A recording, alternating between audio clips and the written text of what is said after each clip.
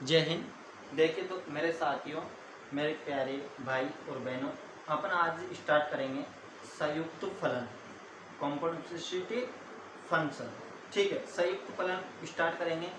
प्रश्नमाला की बात करें तो फर्स्ट ही अपनी जो 12th की बुक चलती है दोस्तों, उसमें फर्स्ट जो प्रश्नावली अपनी यही है कि संयुक्त फलन। सबसे पहले अपन हेडिंग डालते हैं, फिर उसके बाद में इसकी चर्चा आगे बढ़ाते हैं अपन। ठीक है, तो अपन पढ़ेंगे आज संयुक्त फलन,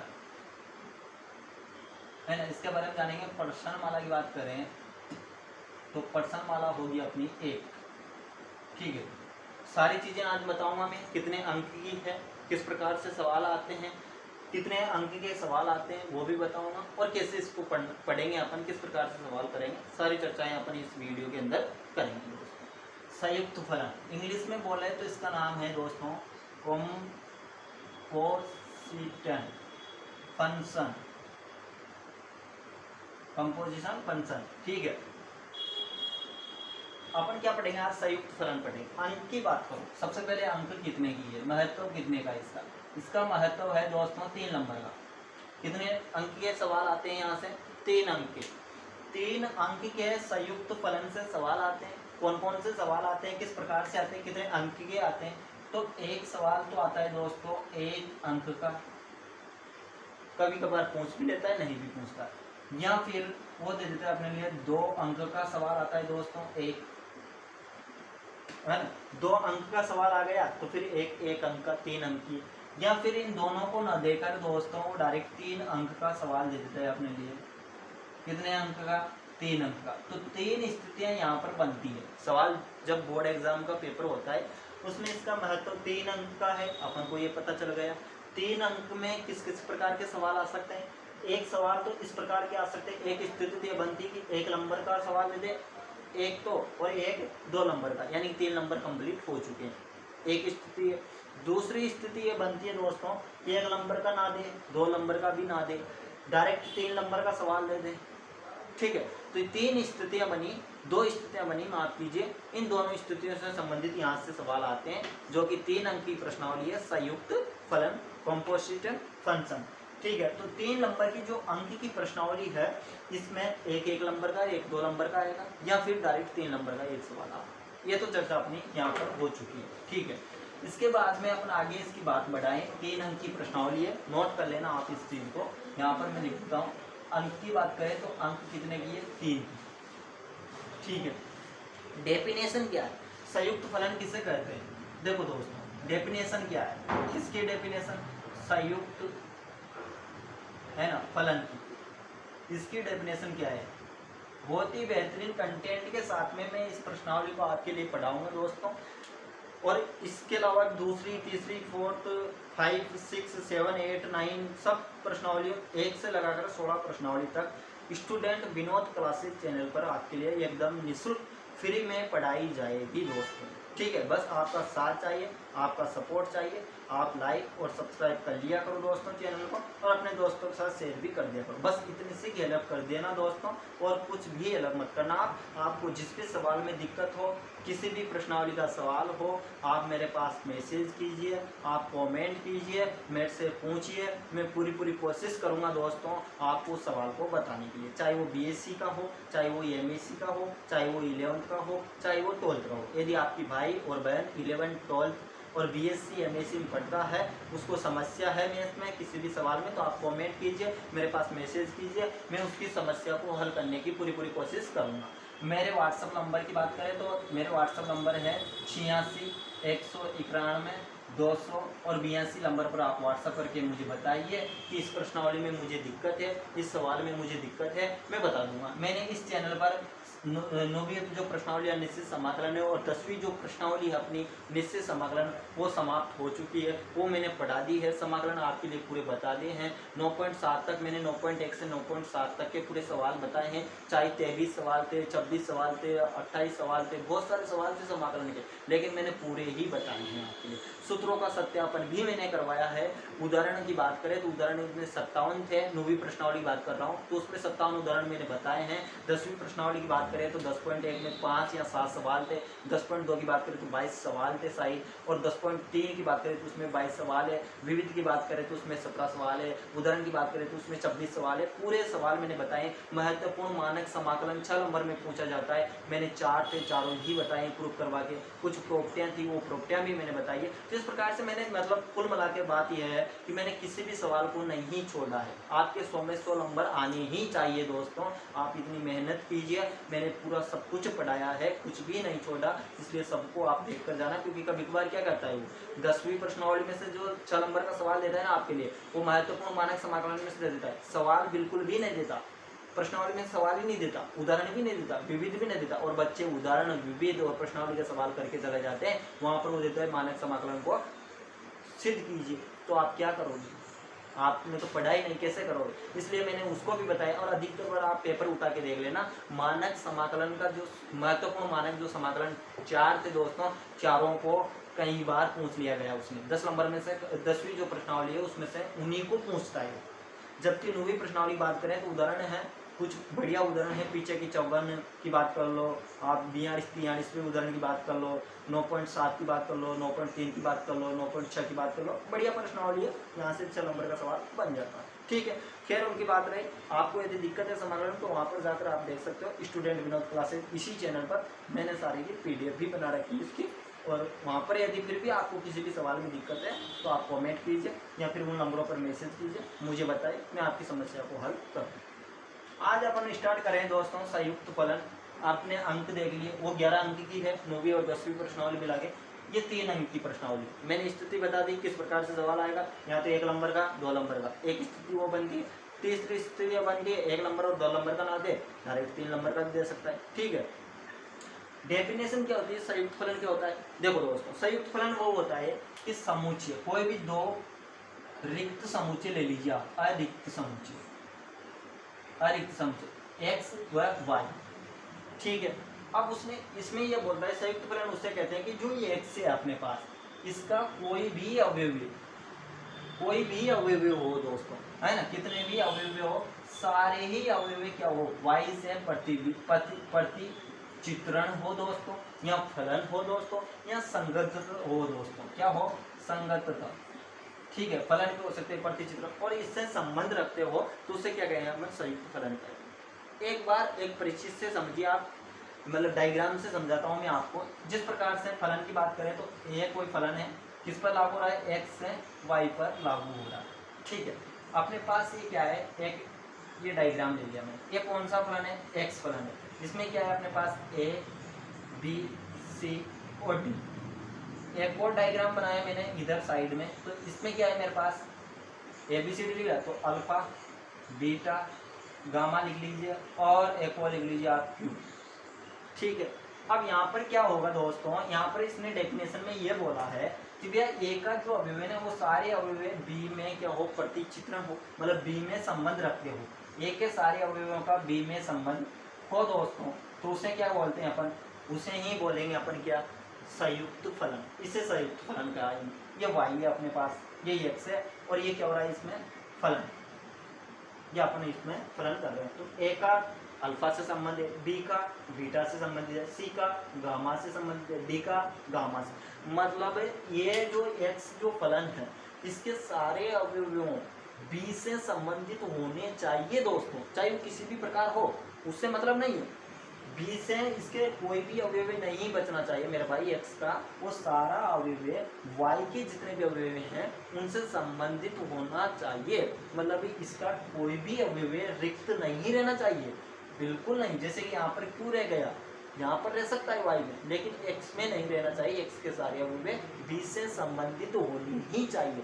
इसे ही हम क्या कहते हैं, संयुक्त फलन कहते हैं। संयुक्त फलन किसे कहते हैं, डेफिनेशन ये है कि x के जितने भी अवयव हैं मेरे भाई, वो सारे अवयव y के अवयवों से संबंधित होनी ही चाहिए, चाहे वो कैसे भी स्थिति हो। ऐसी स्थिति हो सकती है c और d गामा से संबंधित है, न कि Q से संबंधित, Q किसी से संबंधित है वो चलेगा, लेकिन x में देखिए आप कोई भी अवयव क्या बच रहा है, बिल्कुल नहीं बच रहा, सारे अवयव y से संबंधित होने ही चाहिए। ये कहता है अपना संयुक्त फलन।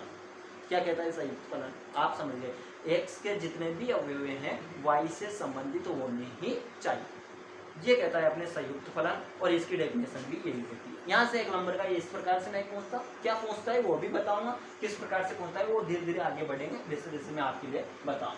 ये तो हो गई डेफिनेशन किसकी, संयुक्त फलन की, ठीक है।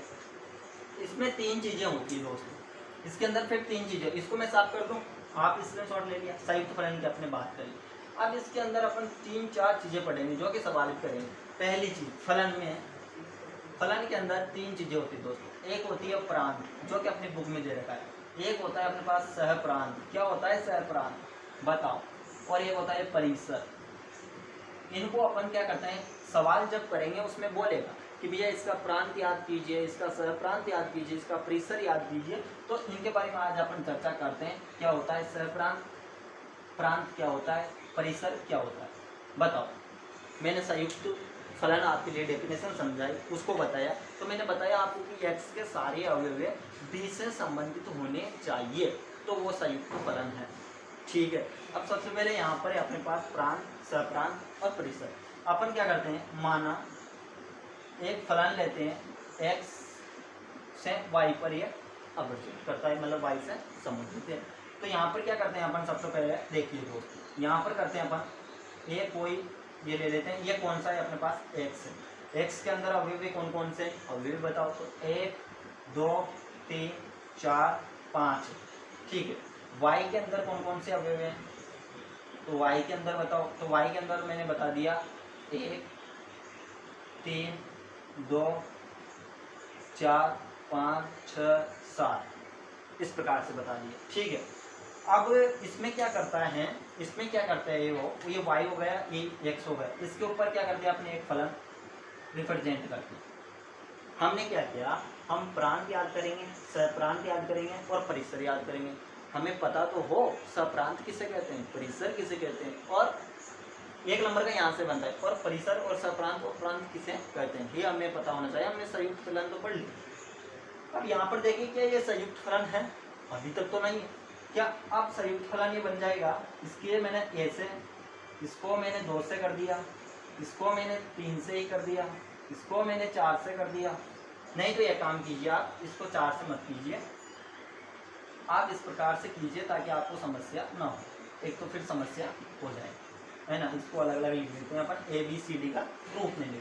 मान लीजिए ये कोई फलन है, ये A B और ये C और ये ले लें मैंने D, माफ कीजिए B लिखा हुआ है D, ये x है अपने पास, ये क्या है, ये मेरे पास y, इसमें क्या है 1 2 3 4 और ये 5, ठीक है। अब ये हो गया। अब यहाँ पर क्या करते हैं, अपने एक फलन रिप्रेजेंट करवाते हैं इस पर, ये फलन f करवाते हैं जो कि f फलन x और y पर है। तो क्या ये संयुक्त फलन है, अभी तो नहीं है। संयुक्त फलन बनाने के लिए अपन को x के सारे अवयव b से संबंधित होने चाहिए। तो मतलब a को मैंने इससे 1 से कर दिया, ठीक है ना, और b को मैंने इस 2 से कर दिया, यहाँ तक किसी कोई दिक्कत नहीं है, और c को मैंने इससे कर दिया 4 से, और मैंने d को 3 से कर दिया। तो दोस्तों याद रखना, ये जो x है इसको क्या कहते हैं अपन, इसको ही कहते हैं मेरे भाई x वाले को प्रांत, इसको क्या कहते हैं प्रांत। अब आप भूलना मत, कभी भी जिंदगी में याद रखना, प्रांत x वाले मान को कहते हैं, y वाले को क्या कहते हैं, तो सहप्रांत, इससे क्या कहते हैं दोस्तों, सहप्रांत। और प्रांत और सहप्रांत में जो कॉमन होता है, जैसे प्रांत का संबंध सहप्रांत से अवश्य होगा, मतलब x वाले अवयवों का संबंध y वाले अवयव से निश्चित होगा और पूरे अवयवों का होगा। और ये भी सही, a का संबंध भी है, b का भी है, c का भी है, d का भी है। तो देखिए दोस्तों, यहाँ पर सबसे पहले अपन निकालते हैं प्रांत। प्रांत में मेरे पास कौन कौन से अवयव हैं, तो आप बोलोगे A B C और D, आपके कौन से हो गए, माफ कीजिएगा प्रांत हो गए। इसके बाद में आप बताओ मुझे सहप्रांत कौन कौन से अवयव हैं, तो आप बोलोगे सहप्रांत के लिए मुझे कि यहाँ पर देख लीजिए ना आप कितने अवयव हैं, 1 2 3 4 और 5, ये मेरे पास क्या है, सहप्रांत है। अब मुझे याद करना है परिसर क्या होता है दोस्तों, परिसर क्या है, परिसर कौन कौन से अवयव हैं, तो परिसर वे अवयव हैं दोस्तों जिनका इनसे संबंध x का वाई वाले से संबंध हो। जैसे कि 1 है तो 1 से संबंध है तो 1 हो गया। फिर इसके बाद में 2 का भी संबंध है तो 2 हो गया। फिर इसके बाद में 3 का भी संबंध है तो 3 हो गया। फिर इसके बाद में 4 का भी संबंध है तो 4 हो गया। अब आपके जेन में एक बात आ रही होगी, क्योंकि सी का संबंध तो 4 से, तो आगे पीछे देख सकते हो आप, ऐसे भी कर सकते हो, यहाँ पर 4 और यहाँ पर क्या कर लो 3। ये हो गया अपने पास सहस्रांक। क्या आपकी चीज़ें समझ में आ गई दोस्तों? मैंने सबसे पहले आपसे बोला कि संयुक्त फलन किसे कहेंगे? x के सारे ही अवयवों का b के अवयवों से संबंध होना ही चाहिए, कैसे भी स्थिति में हो। ये का कोई भी अवयव रिक्त नहीं, मतलब छूटना नहीं चाहिए, उसको उस ब्रैकेट के अंदर, उस गोलिया के अंदर रहना नहीं चाहिए। सारे अवयवों का संबंध y से होना चाहिए है। फिर उसके बाद में मैंने बोला कि प्रांत, सप्रांत और प्रेशर किसे कहते हैं? प्रांत x के अवयव पूरे प्रांत कहलाते हैं। x के जितने भी अवयव हैं पूरे क्या है? प्रांत है। y के जितने भी अवयव हैं पूरे क्या है? सहप्रांत है। y के जितने भी अवयव हैं पूरे ही सहप्रांत है। और परिसर किसे कहते हैं? तो उससे कहते हैं कि प्रांत का सहप्रांत में जो संबंध है और संबंध बनने पर जो मान आ रहा है उसको अपन परिसर कहते हैं। किस किस से संबंध है? जिन जिन से संबंध है वही अपने लिए परिसर कराते हैं। क्या आपके समझ में आ गए? अब आपके पास सवाल आ जाए, एग्जाम्पल आ जाए, इसी प्रकार से आ जाए, ये इसमें प्रांत और परिसर, माफ कीजिए, प्रांत भी बताए, सप्रांत भी बताए और परिसर भी बताए, तो आप बता सकते हैं भैया ये तो प्रांत हो गया, ये सप्रांत हो गया, ये परिसर हो गया, जिन जिनका संबंध है उससे परिसर कहते हैं। क्या आपकी सारी चीज़ें क्लियर हुई दोस्तों? समझ में आई क्या? ठीक है, तो प्रांत और सप्रांत और परिसर इसका बहुत बड़ा योगदान है। अपन 10वीं प्रश्नावली पढ़ेंगे। 10वीं प्रश्न माफ कीजिएगा, 10वीं पर माफ कीजिए, ये संयुक्त फलन वाली प्रश्नावली नंबर 1 पढ़ेंगे। प्रश्नावली नंबर 1 जो है, इसमें 1 में प्रश्नमाला 10.1, माफ कीजिएगा 10 पॉइंट क्यों जा रहा हूँ मैं, 1 प्रश्नमाला जो 1 है इसके अंदर कितने सवाल पढ़ेंगे? इसके अंदर पढ़ेंगे अपन 7 सवाल। कितने सवाल करेंगे? 7। 1.2 के अंदर कितने सवाल करेंगे? 1.1 के अंदर 7 सवाल करेंगे। 1.2 के अंदर कितने सवाल करेंगे? तो 7 सवाल करेंगे। अच्छी बात है। 1.3 के अंदर कितने सवाल करेंगे? तो 1.3 के अंदर 5 सवाल अपन कर रहे होंगे और मैं बहुत बेहतरीन कंटेंट के साथ में आपको बता रहा होऊंगा यहाँ पर बोर्ड पर। ठीक है, तो मैं 1.1 के अंदर 7 सवाल पढ़ेंगे जो कि बहुत बेहतरीन कंटेंट के साथ में मैं यहाँ पर डिलीवर करूँगा आपके साथ में। 1.2 पढ़ेंगे, 1.2 के अंदर 7 सवाल करेंगे जो कि बहुत बेहतरीन कंटेंट के साथ में मैं बता रहा हूँ। और 1.3 पढ़ेंगे दोस्तों, उसमें 5 सवाल पढ़ेंगे, उनको मैं बहुत बेहतरीन कंटेंट के साथ में आपके साथ में बता रहा हूँ। ठीक है, अब उदाहरण की बात करें तो इसके अंदर उदाहरण की बात कर लो, तो उदाहरण कितने हैं, फिर इसके अंदर विविध के सवाल कितने हैं उनकी भी चर्चा आप कर लीजिए। तो उदाहरण की बात करते हैं तो 13 है। उदाहरण कितने दोस्तों इसके अंदर? प्रश्नमाला 1 के अंदर 13 उदाहरण हैं जिनको मैं बहुत बेहतरीन कंटेंट के साथ में आपके लिए डिलीवर कर रहा हूँ, यहाँ पर बताऊँगा। ठीक है, और इसके बाद में विविध की बात करें तो 16 सवाल है इसके अंदर, विविध के अंदर, जो 16 के 16 सवालों को ही मैं यहाँ पर बहुत बेहतरीन कंटेंट के साथ में आपके लिए बताऊँगा। ठीक है, तो आपके संयुक्त फलन समझ में आ गया। फिर उसके बाद में आपके सहप्रांत, प्रांत और परिसर भी आपके समझ में आ गया। फिर उसके बाद मैंने बताया आपको कि इसमें कितने अंक की प्रश्नावली है, तो वो आपके समझ में आ गई, 3 अंक की है। कितने उदाहरण हैं? 13 उदाहरण हैं। विविध में कितने सवाल है? 16 सवाल है। 1.1 में कितने हैं? 7 सवाल है। 1.2 में कितने हैं? 7 सवाल है। 1.3 में कितने हैं? 5 सवाल है। ये सारी चीज़ें आपकी समझ में आ गई और ये भी समझ में आ गया कि बहुत बेहतरीन कंटेंट के साथ में मैं आपका साथी आपको यहाँ पर पढ़ा रहा हूँ। ठीक है, आपको किसी भी प्रकार के किसी भी सवाल में दिक्कत हो, परेशानी होगी तो मुझे कांटेक्ट कीजिएगा, मेरे पास मैसेज करिएगा, मेरे पास कमेंट करिएगा कि सवाल समझ में नहीं आया, इसको दोबारा बता दो, या फिर इस सवाल को बता दो, या हमारे समझ में नहीं आ रहा। तो मैं बहुत बेहतरीन कंटेंट के साथ में आपको उस छोटी छोटी बारीक बारीक चीज़ों को बता करके उसको समझाने की पूरी कोशिश करूँगा। ठीक है दोस्तों, तो अब इसके बाद में अपन पढ़ेंगे आज एक एक